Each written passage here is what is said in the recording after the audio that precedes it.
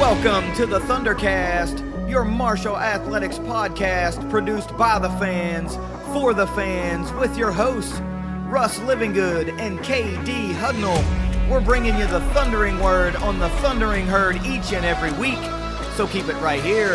The ThunderCast is on the loose.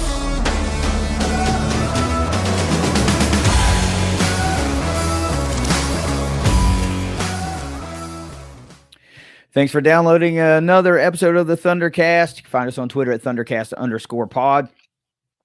Russ, by now, everybody knows where they can find the damn episodes. We just need them to find the damn episodes. Share the links with your friends. Do us a favor. I never really asked this, but if you're watching, give us a thumbs up or a rating or some kind of something on whatever platform you're listening on or watching on to help us grow the channel, or our links on Spotify or Apple Podcasts or whatever. And share the links with your daggone friends, man. We're doing the work. We're doing the good work here, the thundering work of spreading the word of the herd. So, Russ, we've got a big football game that we've got to talk about coming up on Saturday. The herd is going to Boone, North Carolina to play in front of a sold-out crowd against Appalachian State. It's a must-win game. Okay, last week's game against Coastal was a must-win because it was an elimination game from any sort of Sun Belt Conference championship contention. This one is a must-win game to end the four-game skid and try to notch one, get that fifth win so that you can try to get number 6 or number 7 or number 8 as you close the season out. So we're going to get into all of it, but first let's get a quick word from our sponsors at 304carwreck.com. If you've been hurt in a wreck, visit 304carwreck.com on the web or on Facebook. You can't stop a bad driver from crashing into you and making you a victim, but when you're hurt and you try to deal with the insurance companies alone, you set yourself up to be a victim again. Don't be a victim twice. Jason and Matt can't protect you from bad drivers, but they can protect you from the insurance companies. Find them at 304carwreck.com. Boone, North Carolina, a historically tough place to play for the herd. We have several games recently. One down there a couple of years ago that slipped away, and it caught some buzz on social media during the post game from some behavior from certain fans, I guess we could say. I remember that. I didn't really want to start the episode off by talking about that, but it was what stayed seared in the minds of a lot of fans, herd fans, those videos that we saw of how their fans were treating our players as we were leaving the field. Not cool. It's not the type of stuff we do in Huntington. So even though you pack 30,000 in your stadium, which is respectable, and you're going to sell out the crowd, you got to be better. Nobody wants to come. That's not a harsh environment. That's just unwelcoming and makes people not want to come back. So whatever. You do you, but be better.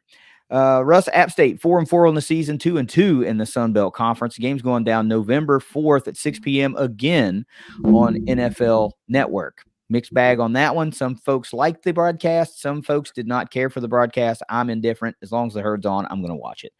This is the 26th all-time meeting between App State and the herd. Mountaineers own a 15-10 all-time lead, but the herd won last year, 75-week in Huntington, West Virginia. A great game to be a part of. Very cold, but I loved every freaking second of it. So we need to go down to Boone and get us a win this year to keep that win streak going against the Mountaineers. The old Mountain Feud, they call it, Russ. This goes back to a lot farther than we go back. So it's always an instant type classic when these two teams lock up. And like I said in our recap episode just a little bit ago, folks really like beating App State. They really want to beat Appalachian State. This goes back to that older section of the fan base, that Southern Conference era of fan. They really want to beat Appalachian State. And I can't say they're wrong. Power Index doesn't really see this as much more than a coin flip. 47.9% chance to win for the herd on the road. App State's -3.5. with an over-under of 55, putting this in that 29-26 type range if you're doing that type of math.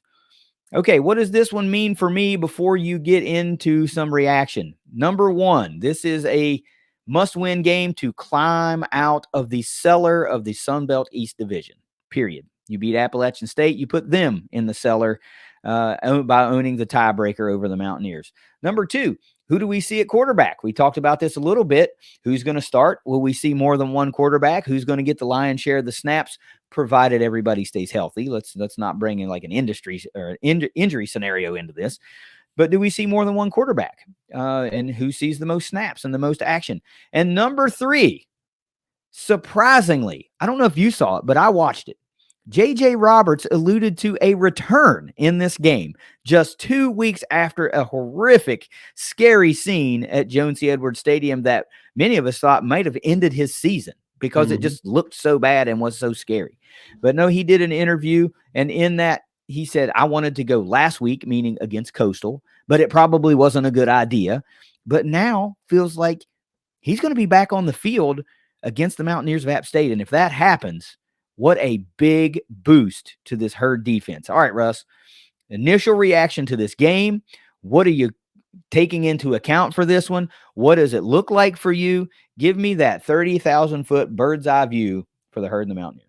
Well, you said it about the old Mountain feud, and our older fans have a long storied history with App State. You're more likely to hear a generation before us refer to them as Appy, right? Appy State.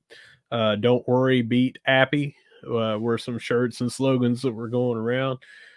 You always thought that when they came up and they had the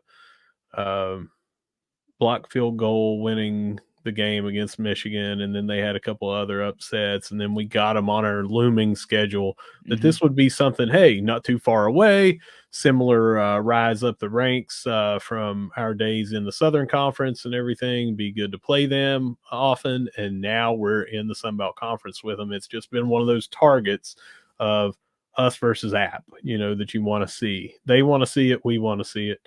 Sean Clark is from right up the road in Charleston, has a lot of love from people up here.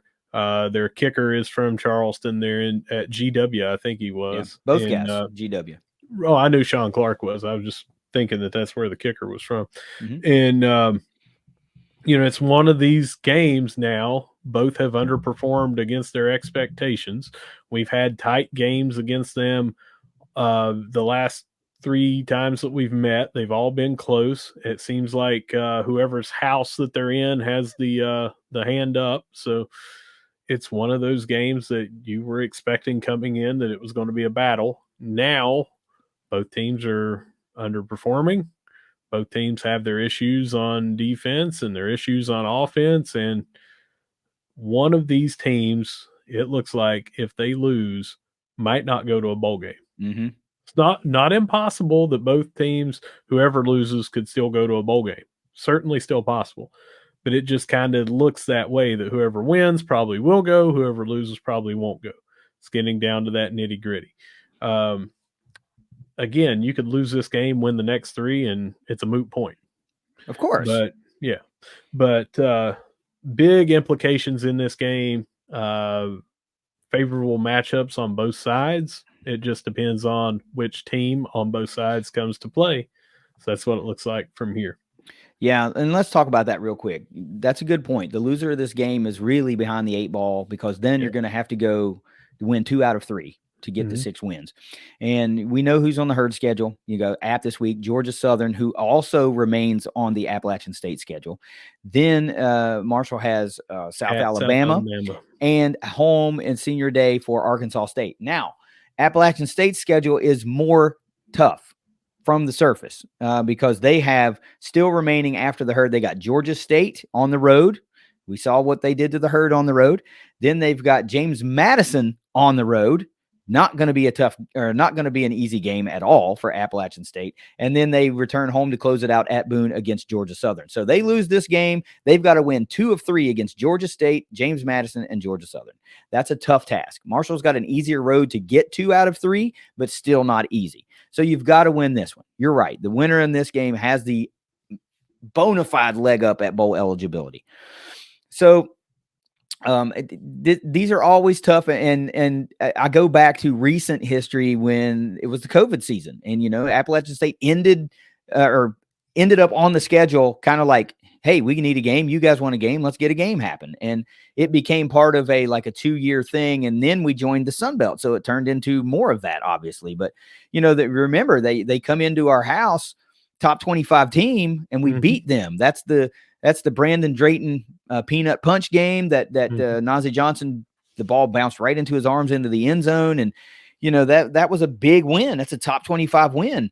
And then the next year they come right back, and that's Huff's first season. And we have a little bit of a meltdown, and they have this comeback win, and that kind of really lit the fire of what this could be. And then we go to Boone and we don't win. That's the game that Rasheen Ali takes one back, like 100-yard kick return, and then we get them last year for 75 week. And that was a tooth and nail game. And if you'll recall, Russ, it was that freakish play that always seems to happen in 75 week. And it was a block punt for touchdown that gave Marshall the edge and ultimately was the deciding point in that game. So now here we are, 2023, back down in Boone, North Carolina. Marshall's due to get one, and it ain't going to be easy, right? Because they can score some points, and Marshall over the last 2 weeks can't score any damn points. So that's scary. And until that trend breaks, you have to be worried about that. You absolutely have to be worried about that. App State is fresh off of a shootout with Southern Miss. Yes, another team that has vastly underperformed expectations. But it was like a 48-38 shootout in that game. So let's talk about some of these App State players that are a big reason they put up 48 points, shall we? It starts with number 4, the quarterback, Joey Aguilar, 6'3", 220 pounds, junior, 162 out of 259 on the season, 2,173 yards. Get this, 20 touchdowns to just 6 interceptions. That's a really great touchdown to interception ratio for a guy that really wasn't the bona fide QB1 to start the season. There was talk of a couple of guys there, and I think I remember Ryan Berger being in the mix. I remember seeing him get an NIL deal with a local restaurant, the Ryan Burger, which I think is awesome, by the way. But no, Joey Aguilar ended up winning the role and has just not looked back, really. Number 5, we have to talk about him, even though he may not play. I haven't seen one way or the other if he will or if he won't, but you have to talk about Nate Noel, the running back. He's been really good for a number of years for Appalachian State, and he's having a pretty good season this year. He's just been dinged up for the last couple of games, but we've got to talk about him. 5'10", 190 pounds. He's a junior. He's a burner, man. He's really good. 127 carries on the year, leads the team. 660 yards leads the team. 4 touchdowns on the ground leads the team. Good for 5.2 yards per carry. Now, picking up the slack for Nate Noel over the past couple of games in particular, number 14 running back Kanye Roberts, 5'11", 200-pound freshman. How about that? 69 carries on the season, 384 yards, and 3 touchdowns on the ground. But in the last 2 games of his 384 yards, he's racked up 218 of them. And a couple of touchdowns, 1 touchdown on the ground. So he's really done a great job of picking up the slack for Nate Noel in his absence. A couple of wide receivers we're going to talk about because they're really also mirror images of one another. Number 2, wide receiver Caden Robinson, 6'2", 205. He's a junior. 33 catches leads the team for App, 457 yards leads the team for App, and 4 touchdowns through the air. Good for 13.8 yards per reception. Number 13, Christian Horn, 6'2", 190. Both 6'2" guys right around that 200-pound range, both juniors. 27 catches for Mr. Horn, right behind Mr. Robinson in yards with 456 to Robinson's 457. But he has 5 touchdowns through the air, which leads the team. Good for 16.9 yards per reception. Last week against Southern Miss, Christian Horn lit up the Eagles defense for 165 yards and 2 touchdowns. So really good performances but from Roberts and Horn last week against Southern Miss. So this isn't it happened during the season. It happened last freaking week. All in all, this Appalachian State offense gets 38 points per game on 460 yards per game on average, 280 through the air and 180 on the ground. They've got 4 runners, including Aguilar, with over 170 yards rushing and 2 touchdowns on the ground. They have 7 pass catchers with over 185 yards receiving, 6 of those with multiple receiving touchdowns. And this offensive line for App State has only allowed 10 sacks all year, only 8 on Aguilar. What about this Mountaineers offense? Highly capable of putting up a lot of points. They got a lot of receiving options. They've got a lot of success running the ball. 1,441 yards on the year. You talked about their offensive line. They seem to have a very good, rock solid offensive line. They're not giving up a lot of sacks, not giving up a lot of tackles for loss, and 1,441 yards so far on the ground, 22, nearly 2250 in the air. Highly, highly capable, dangerous. So it really just depends on who shows up. Is it the app that shows up that puts up 48 like they did last week? Or do they lose 28-21 like they did to Old Dominion, where they're struggling to score over that 30 mark, like we have seen them do and are capable of doing. It just depends on who shows up. Well, Maybe the play of Noel, on maybe it hinges on him if he's healthy enough to be a big difference maker or whatever. But they're going up against a defense that has, besides the James Madison game, struggled to keep these high scoring offenses under the 30, 35, and even 40 mark over the past 5 weeks. yeah, and that's the point I was actually going to make is this App State team looks like they're built to win. Like we were talking about the Herd.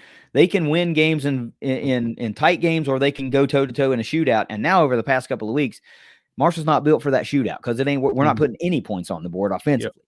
But it looks like App is just a very good all-around offense. They're not really bad in any one thing, and they're not really great in any one thing. They can just run the football pretty good, and they can pass the football pretty good. And they can put up points pretty well. So they look like they are actually built to compete in any type of game that is played, right? And that's the most concerning thing to me, because over the past couple of weeks, Marshall's offensive prowess has just gone by the wayside. They're not a threat. The even if Ali's at 75% and 80% and he can go, you're right. The little burst might be there for a couple of plays, but it's not there late in games. And that's really when he was doing his damage this season. Mm-hmm. He would be bottled up early, and then he would break one late or break a couple late. And now that's gone from the arsenal. And that's concerning for Herd fans, especially on offense. So you're going to have to see a James Madison type defensive effort for Marshall, I feel like, to get a win in this game. Of course, turnovers are the great equalizer. And if they come out and have 5 against Marshall, well, then what you think will happen might not happen, but you can't count on 5 turnovers, right? You can't do that. You're assuming that it's no turnovers, and you're going to play the game that the numbers say you should play. Marshall's going to have a James Madison performance and not a Coastal Carolina performance. We talked about chunk plays for Coastal coming into the game last week, so I've got to bring this up.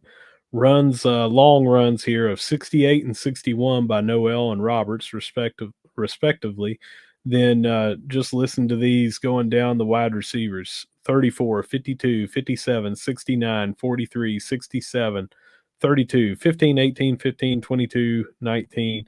Lots of chunk plays littered throughout there. So every receiver has a play of at least 15 yards, is what you're telling me. Yes. The receivers that have 15 yards, or just a pass catcher. I don't mean I know, but I was going to say the wide receivers, it's even more, because the lowest wide receiver on here has a play of 22 yards. Right. Running backs and tight ends are in that 15 to 20 mark. Right. So that's a point of concern, right? Because I haven't looked down Marshall's roster, and they might have, but it doesn't seem like we've had that sheer number of guys make a big play through the air this year.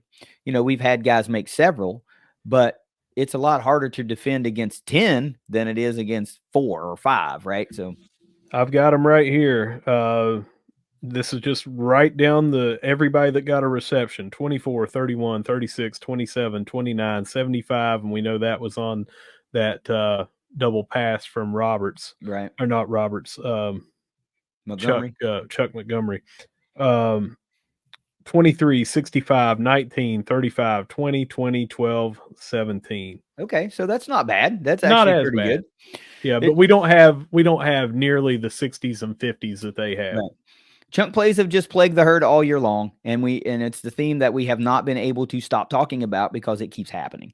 And we're facing another offense that's able to do this consistently. They've done it all year long, and they're able to also sustain drives and put points on the board. You don't average 38 points a game over the course of a season if you're not able to sustain drives and put, the ball in the end zone. Defensively, Russ, let's talk about a couple of guys here. It starts number 7 linebacker Andrew Parker Jr., 6'2", 235. He's a senior. Leads the team in tackles with 68, solo tackles with 32. He adds a couple of sacks to his resume and a pass defended. Number 4 safety Nick Ross, 5'11", 190. He's also a senior. 60 total tackles, 27 of those solo, sack and a half for him. Adds 1 interception and a pass defended to his resume. And then number 90, linebacker Nate Johnson, 6'5", 230-pound freshman linebacker. 29 total tackles, 11 of those solo, but he leads the team with 5 sacks, and he adds a pass defended to his resume. Impact plays for this App State defense. 21 total team sacks, 7 interceptions, 3 forced fumbles, and 3 fumble recoveries. Also 2 defensive scores. Tyreek Funderburk has 2 interceptions. Both went for a pick 6. So something to lock away in the old brain there. That's a guy you're going to want to pay attention to. They've just allowed, though, 247 yards rushing to Frank Gore Jr., Southern Miss. He'd only had 103 yards and no touchdowns in his previous 2 games. So he had a breakout running performance against App State. He did have, I think, a 75-yard touchdown to bolster those numbers, which you're going to have if you're going to push 250 bills anyway. But they've shown that recently they will give up some runs, so that might be something that we need. If Ali can bust that early one, and then Payne can do some body blows and some chunk play runs, and then maybe you sprinkle in Smoke or Antoine, we might be able to collectively put some damage on this App State defense. But look, they allow just 30. Well, I don't say allow just, but they allow 30 points per game. So this App defense tells you can score on them. I guess the big question is, can Marshall score? 30 points per game is good for 103rd in the country, and they allow 423 yards to opposing offenses. That's 112th in the country. So you can move the ball in this Appalachian State defense if you can sustain some offensive identity. And then let me do the place kicker real quick, and then you can talk about defense. Number 99, of course, place kicker, Michael Hughes. You mentioned him, West Virginia kid, Georgia GW High School. 6'3", 190. He's a junior. 11 of 14 on field goals this year. Long of 54 yards. How about that? 32 of 32 on extra points. So what about this App defense that's got you, either smiling a little bit or concerned a little bit? They've given up a lot of points this year. They have some good playmakers, but they've given up a lot of points. Mm-hmm. And if Marshall can score a lot of points, we could actually do some damage against them. They have that break mentality, not the bend but don't break. They have more of the break, it looks like, than anything. They are susceptible to giving up the run on occasions. They're susceptible to the pass. They're susceptible mainly on the scoreboard. So that tells you field position, or, they don't turn it over a bunch. So maybe it's just that, I don't know, a long kickoff return, whatever it is that they're starting on a short field or whatever, or they're giving up the long play. They have given up a lot of points. Mm-hmm. And they were down pretty big against a couple of teams. They had to come back with their offense, like you said, winning in a shootout. This linebacker looks really, really good. But I know that we were talking about their defense and not ours, but we also should have a pretty motivated Keyshawn Brown wanting to go back up against them, which we'll talk about here in a minute. But their linebacker looks good, and the other linebacker, I was talking about the guy with the 5 sacks there, Johnson, but Parker Jr., 68 total total tackles and 2 sacks, pass deflection. they've got a really good linebacking crew. Mhm. It just seems like without those two guys, it's just hit or miss on getting some sacks. Now they got 21 on the year, but nobody's putting up eye-popping numbers except for those two, really. Yeah, And I mean, they're not and 2 really eye-popping. isn't eye-popping, but when you It's add not. them together, that's 7, that's a third of your total team production, so I get where you're going with it. Well, I'm talking more about the eye-popping in that he has 68 tackles to lead the team, Right. and then there's only one other person there with 60, their safety, and then it's a huge drop-off from there for tackles. So it's definitely, we've faced guys that already had 100 earlier this year and a couple Mhm. of different guys, and they really don't have anyone that has these eye-popping numbers except for those handful of guys. So it seems like weaker on defense than they are on offense. Yeah, I would echo that, and what I'm saying, to me is these teams look very similar. Mm-hmm. The records say that they're very similar. The ways they win games and have lost games are very similar. You know, this is a lot of just eyeball reaction without digging into the numbers. A lot of potential mismatches of, well, we're good here and they're bad here and they're bad here and we're good here, that type of thing, to where what offsets enough that will provide the edge and the difference in this game? What's going to it really makes you think that it's going to come down to maybe one or two inopportune penalties or a very, very inopportune turnover, right? That's what it feels like. And if it could be one of those defensive score things or special teams like last year. These teams were evenly matched last year, and it was a blocked punt for touchdown that was the difference maker in this game, for the Herd. And it just feels like it could be more of the same this year. So let's talk about keys to victory. What's your number one key to victory for the Herd this week? I'm going to say ball control. And again, I'm not ranking these, but we had 5 turnovers and gave the Coastal team a short field on a few occasions, and they were already burning us on long plays. We cannot do that in this game and have any chance of winning. You can't have 5 turnovers against a team that is able to put up 40 some against you. So we have got to minimize whoever the starting quarterback is on throwing interceptions. We can't cough the ball up on fumbles. We have got to do a very solid 1 or fewer turnovers, I think, to really put us in good field position, keep the ball in our hands, maximize the points that we can on drives, and only way we can do that's taking care of the ball. Yeah, I'm with you. My number one key to victory this week is you have to surpass the energy. We talked about how it was visible on the broadcast that Marshall was way more flat against Coastal than Coastal was. They were jazzed up and energetic, and it bled over to the game and their successes on the field, and they just kind of were off and running. It's going to be the same environment at App State. There are also a lot of App State fans that just love beating Marshall. This is not a one-sided thing, right? They also have that era of fan that loves beating Marshall, and they're going to be jazzed, and it's going to be 30K or more. It's going to be packed. We know that. I mean, we sold out our allotment of tickets, and we will have a fair amount of fans there, but by and large, it's going to be overwhelmingly people clad in black and gold. And it's going to be intimidating, and it's going to be loud, and it's going to be cold, and it's all the boxes, right? You're going to have to surpass that energy level as a team. You're going to have to. You're going to have to be able to weather that punch, that initial score, that big broken play that leads to a demoralizing touchdown. You can't let it demoralize you, right? We talk about fans ready to jump off the cliff because the first thing goes wrong. You can't have your players doing that either. Yeah. You can't, and it's not unfair to say that, of course, it's human nature. It happens. It does, just because you're a player doesn't mean you're immune to that you go, well, okay, here we go again. It's not our night again.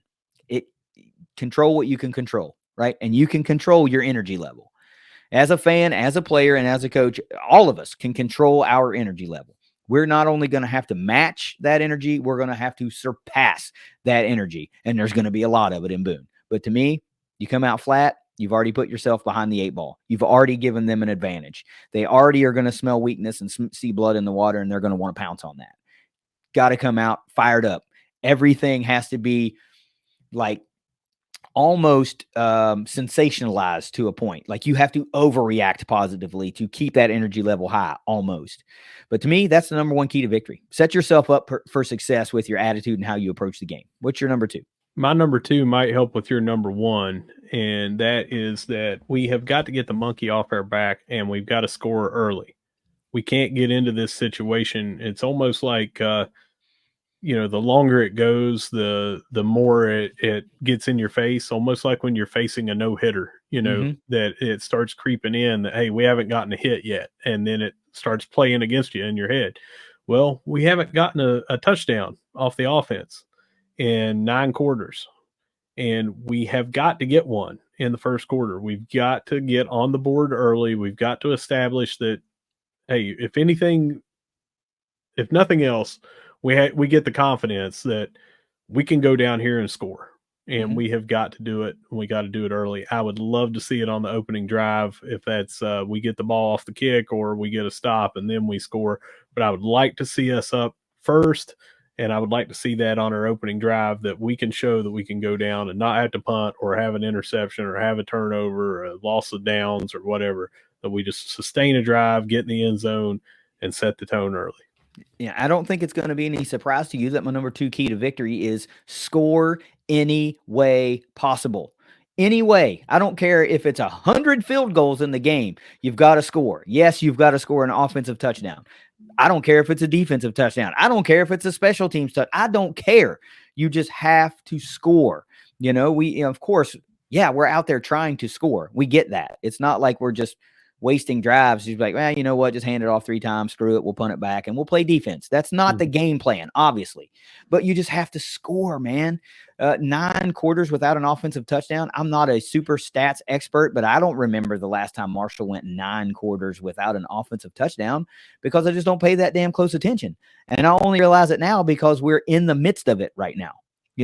That to me, you're right. It can't go 10 quarters. It can't go 11 quarters. You can't be shut out in the first half of this game. I don't care. I don't care if they don't score and you go into halftime 0-0. You just can't do it, man. And what's the best way to surpass the energy? You said it. Score early, couple of stops, take the crowd out of the game, get the players questioned, and damn, what is this Marshall team we're going up against? We were supposed to be able to move the ball and score on them. What the hell's going on? Like, let that creep into their conscience. I love that. And it should be no surprise that it's score any way possible. What's your number 3? Whatever quarterback we have. Okay. Whatever one. And whether that's 2 that we play, 3 that we play, has got to put up silencing numbers. Okay. They have got to get the fans in it. They've got to get their opponents behind it, that, hey, this quarterback is dangerous and they're a threat and they're killing us. That way they can't key on the run. We have got to come up and put up big numbers. It's going to do, again, the world of everything for the confidence of whatever quarterback or quarterbacks that play during this game. If they're throwing the ball down the field, moving the ball, putting points on the board, we have to have good quarterback play in this game. Yeah, I would echo that too. I'm going to just piggyback off of that because this is not really my point, but I think it's a good thing now that Marshall's put in a second quarterback and put that thought into opponents' heads that, like, all right, well, we might have to plan for 2 quarterbacks. One's a lefty, one's a righty. One is a better runner than the other, or more mobile. I won't say better runner, more mobile. One of them, they bring different things to the table. Absolutely, they do. I think that's a marked advantage for Marshall to, make your opponent, and this week it's App State, have to dedicate some game plan time to factoring in defensively for both quarterbacks, or 2 quarterbacks anyway. I think that's something we needed to see, and I absolutely hope that we see both quarterbacks in this game just to maybe shake things up a little bit. And I think it will be part of the game plan. I just feel that way. We pride ourselves on not having insider information. We turn that kind of stuff down all the time. And I just go to my gut feeling, and I'm like, it feels like if we come out and we're not moving the ball for 3 drives, then we are going to see another quarterback just to see if you can get a spark, just to see, right? Yeah. Because you're not moving the ball anyway. What's it going to hurt? you know? Right. So I think you're going to see both quarterbacks. And I think you'll see, I believe it'll be Cole Pennington, right? And I think you might see him on a number of drives. And if he comes in and leaves them right down the field and has the hot hand, I feel like it'll be like, all right, we're sticking with him until, Right. he shows us we have to pull him. Is that the best philosophy to have? No, but when you're trying to get a win, any philosophy is a good philosophy, If, like I said earlier about having good quarterback play and scoring early, if somebody comes out and scores in a dominant fashion on their first 2 or 3 drives, I don't see somebody getting pulled just to say, well, we were going to play them Right. both. This That's one, right. this quarter, this one, that one. If someone's got the hot hand, I imagine you're going to keep feeding that hot hand. If that hot hand turns cold, that's where you bring the other one in. Yeah, I agree. But my actual number 3 is that Marshall, go back to basics. Do what works and continue to do what works until it doesn't work. That's it. Why make it easier on a defense? If you're getting 4 yards of carry, take 4 yards of carry. 4 times 3 is 12. It's more than 10, right? If your short intermediate pass game's working for 6, 7 yards, run it. 7 yards of carry will get you, or 7 yards of reception will get you a first down every 2 plays. Run it.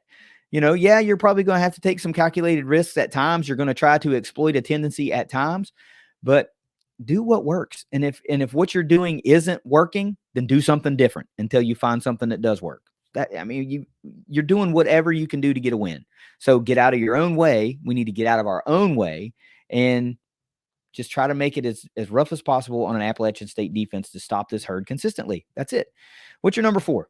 Fourth and final point for me is very, very similar to your or very similar to my quarterback plays. We've got to have good receivers play. Mm-hmm. I don't care if that's tight end. I don't care if it's several tight ends. I don't care if it's receiving out of the backfield or just the wide receiving core. But we've had all year long people say we're just not getting separation downfield. We're just not getting that.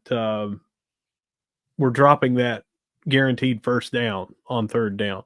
We have to have a solid game top to bottom, which will help with the confidence and the numbers of whatever quarterback or quarterbacks that are playing. But it has been inconsistent. It has been one of these situations where we say 5 drops, that's just way too many. That's so many drives are stalled. So we have got to have an excellent game out of our wide receivers. I truly hope that it's not just one that is catching fire over everybody else, but as a group that we say, hey, there were no drops today. There were some great moves. We had excellent blocking downfield by our receiving core, all that stuff. We just really need to have an A+ game from them that will help this offense get back on track. Yeah, imagine if we were able to come back on a recap and say, there were no drops today. How that looks differently, to what it means to an offense. Just imagine that. How many big plays, how many turnovers, how many thwarted third down conversions, touchdowns even, have been eliminated because we've dropped a pass. A lot of them this season. So you're right, man. That's another one of those back to basics. Catch first, make the play second. You got to catch the football before you can hope to make a play. My final key to victory for the herd, it kind of goes with my number 1, and it's block out the noise. And that goes from all the way around. Block out the noise from app, block out the noise from herd fans, block it out. You got all you can rely on is the guy lined up next to you, right? And then players will tell you that. I can't count on anybody except who's lined up next to me. And that's a synergistic relationship. They have to be able to count on you too. So block out the noise, man. Go out there and play your game, and don't worry about who might be booing. Don't worry about what X might be saying about Y player. Don't worry about it. Things are going to happen every game that are out of your control. Again, you can control your energy level. You can control doing your job. You can control what affects you, and you just got to block out the noise, because it's going to be probably the most intimidating environment that Marshall has played this season, right? Because of, NC State was pretty raucous and everything, but that was early in the year. It was a non-conference game. It didn't really matter. Now things are different. This is a conference game. This is an SBC East game. This is a historic rival. This is going to be a packed house. This is a must win for both teams, edging towards bowl eligibility. This is absolutely the environment that App State needs in a home game, and not the environment that Marshall wants to face in a road game when all that's at stake. Got to block out the noise. Do you have an MVP for me this week? Give me an out of the box Micah Abraham. I don't know that it'll be a pick six, but there's going to be solid play all game long and one big impact play, whether that's a late pass deflection, whether it's an interception or something. But give me Micah Abraham in this one, because we might see two quarterbacks. If you got two quarterbacks, it's going to be hard for one of them to stand out as the MVP. Rasheen Ali's always a good pick, but he's been hurt a lot lately, and we just don't know how effective he's going to be. Mm-hmm. I feel like it's going to be somebody on defense that's going to step up. Who better than Micah Abraham? I think that's an excellent pick, man. And generally, I lean towards offense, and I'm leaning towards offense again this week because of the massive struggles scoring points the last couple of weeks. Sure. If you don't have an MVP from the offensive side of the football, it ain't looking good, homie. It's just not looking good. So I need Rasheen Ali to be our MVP. I need him in this marquee matchup in the Sun Belt to go out and not duplicate what Frank Gore Jr. did, but Frank Gore put up almost 250 yards. You telling me Rasheen Ali isn't capable of doing the same type of thing? Absolutely he is. And he provides that also added threat out of the backfield receiving. Look, he's had one 100-yard game since Virginia Tech. Yeah, he missed James Madison. He's getting dinged up a little bit. He's playing injured, but everybody's playing injured. I'm not knocking his toughness. I'm not knocking him as a player. But we need to see that 100-yard performance, that 2 touchdowns again that we were getting week in and week out early in the year. He's capable of doing it. He needs an early run, like you're saying, an early score, something to get the herd off and running. You get that 75-yarder, 50-yarder early in the game, and now you're well on your way to that 100-yard performance. You get a little hop in your step. It's got to be Rasheen Ali. Got to be. But I love the Micah Abraham pick, man. What's your score prediction against App State? I think that Marshall comes back with a lot of points for the first time in weeks, and they win a close one, which it always seems to be close with App State. 34-31 on the road, putting the fans with a sour taste in their mouth down there at the Rock. Yeah, this is the one for me that I absolutely want to be 1,000% wrong, because I cannot give Marshall 30 some points when they've had basically none offensively for 2 weeks. I can't do it.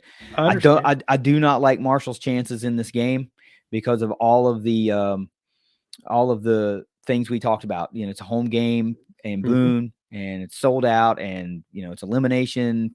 Not elimination, but it's a must win for both teams. Right.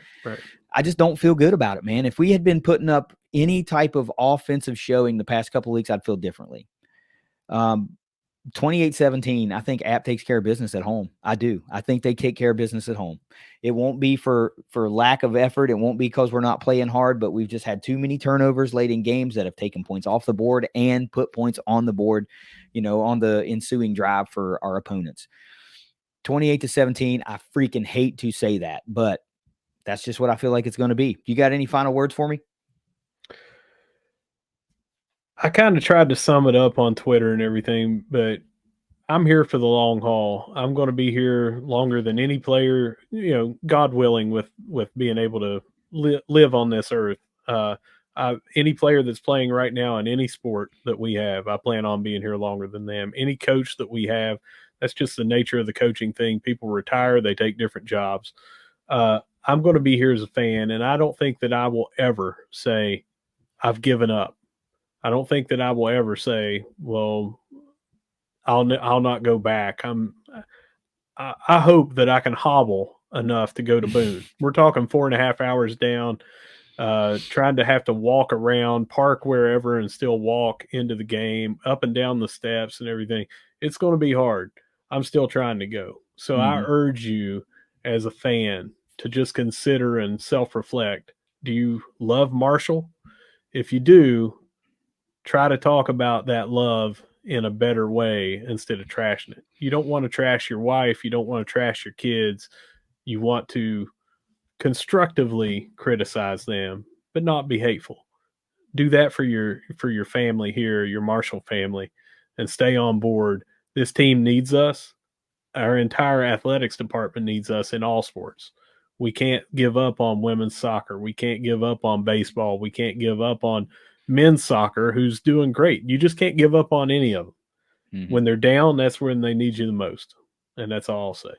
Well, I think folks actually forget that they do have an effect on the outcomes on the field. You know, you're not calling plays and you're not executing those plays, but fans absolutely have an outcome or have an effect on the outcome of a game.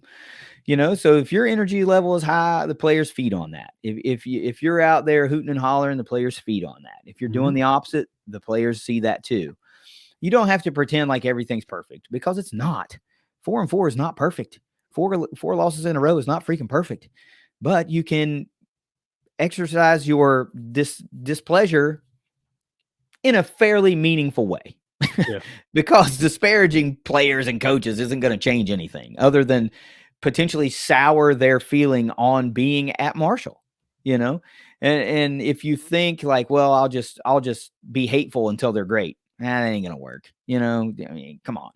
When your parents used to yell at you, that didn't fuel you to be great. You know, it didn't me, you know, and if you go to work and your boss does nothing but talk shit to you all the time, that's not going to make you go, you know what? I just think I'm going to work harder, so he'll quit yelling at me.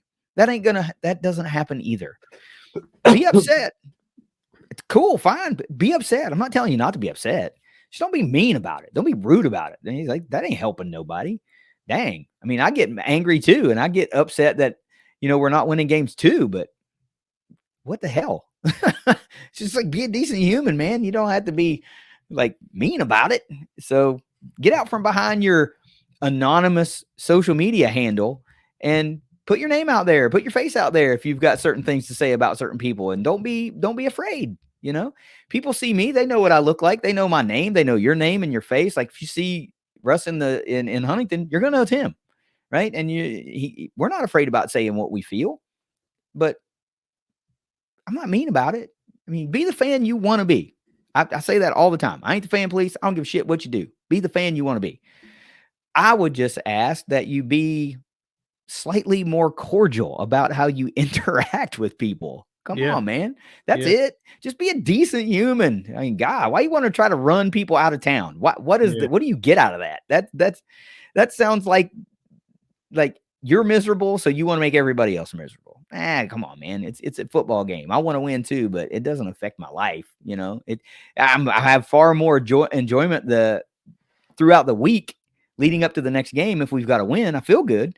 But if we lose, I mean, like 30 minutes after that game's over, I'm over it. And I'm like, all right, man, let's, you know, who's next on the basketball schedule, right? All right, we're about to play for a conference championship in soccer. Like, you just on to the next, you know? Yeah. Whatever. Y'all do you. We're going to continue to do us. I mean, hey, it is what it is. Russ, take us the heck out of here. Yeah, so whether you see us at the Cam, whether you see us at the Joan, whether you see us at the Jack, no matter where you see us, we're going to be saying, go Herd. Go Herd. Let's go down to Boone, get us a dub. It's the ThunderCast. We'll see you next week. Later.